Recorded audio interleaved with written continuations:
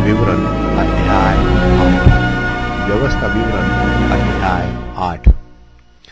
जो आज्ञा मैं आज तुझे सुनाता हूं उन सबों पर चलने की चौकसी करना, इसलिए कि तू जीवित रहो और बढ़ते रहो, और जिस देश के विषय में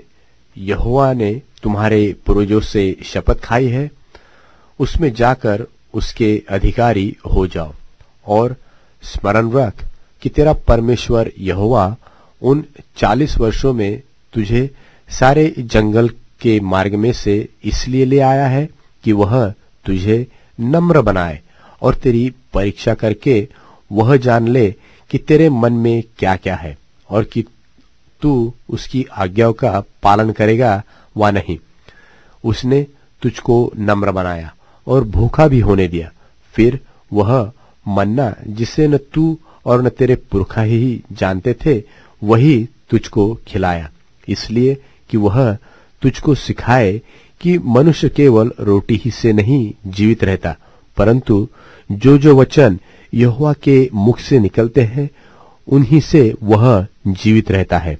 इन 40 वर्षों में तेरे वस्त्र पुराने न हुए और तेरे तन से भी नहीं गिरे और न तेरे पांव फूले।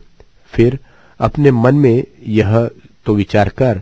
कि जैसा कोई अपने बेटे को ताड़ना देता है वैसे ही तेरा परमेश्वर यहोवा तुझको ताड़ना देता है। इसलिए अपने परमेश्वर यहोवा की आज्ञाओं का पालन करते हुए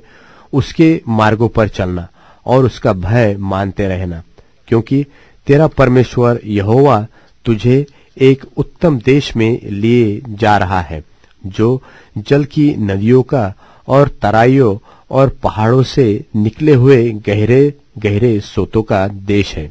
फिर वह गेहूं, जौ, दाखलताओं, अंजीरों और अनारों का देश है और तेल वाली जलपाई और मधु का भी देश है। उस देश में अन्न की महंगी न होगी और न उसमें तुझे किसी पदार्थ की घटी होगी। वहां के पत्थर लोहे के हैं और वहां के पहाड़ों में से तू तांबा खोद कर निकाल सकेगा और तू पेट भर खाएगा और उस देश के कारण जो तेरा परमेश्वर यहोवा तुझे देगा उसका धन्य मानेगा। इसलिए सावधान रहना, कहीं ऐसा न हो कि अपने परमेश्वर यहोवा को भूलकर उसकी जो आज्ञा, नियम और विधि मैं आज तुझे सुनाता हूं उनका मानना छोड़ दे। ऐसा न हो कि जब तू खाकर तृप्त हो और अच्छे अच्छे घर बनाकर उनमें रहने लगे और तेरी गाय बैलों और भेड़ बकरियों की बढ़ती हो और तेरा सोना चांदी और तेरा सब प्रकार का धन बढ़ जाए, तब तेरे मन में अहंकार समा जाए और तू अपने परमेश्वर यहोवा को भूल जाए, जो तुझको दासत्व के घर अर्थात मिस्र देश से निकाल लाया है और उस बड़े और भयानक जंगल में से ले आया है, जहां तेज विष वाले सर्प और बिच्छू है, और जल रहित सूखे देश में से उसने तेरे लिए चकमक की चट्टान से जल निकाला और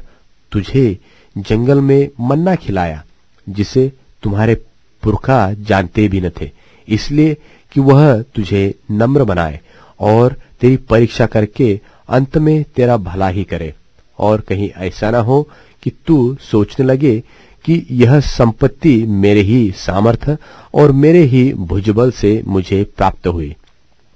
परंतु तू अपने परमेश्वर यहोवा को स्मरण रखना, क्योंकि वही है जो तुझे संपत्ति प्राप्त करने का सामर्थ्य इसलिए देता है कि जो वाचा उसने तेरे पूर्वजों से शपथ खाकर बांधी थी उसको पूरा करे। वैसा आज प्रकट है, यदि तू अपने परमेश्वर यहोवा को भूलकर दूसरे देवताओं के पीछे हो लेगा और उनकी उपासना और उनको दंडवत करेगा, तो मैं आज तुझको चिता देता हूं कि तू निसंदेह नष्ट हो जाएगा। जिन जातियों को यहोवा तुम्हारे सामने से नष्ट करने पर है उन्हीं की नाई तुम भी अपने परमेश्वर यहोवा का वचन न मानने के कारण नष्ट हो जाओगे।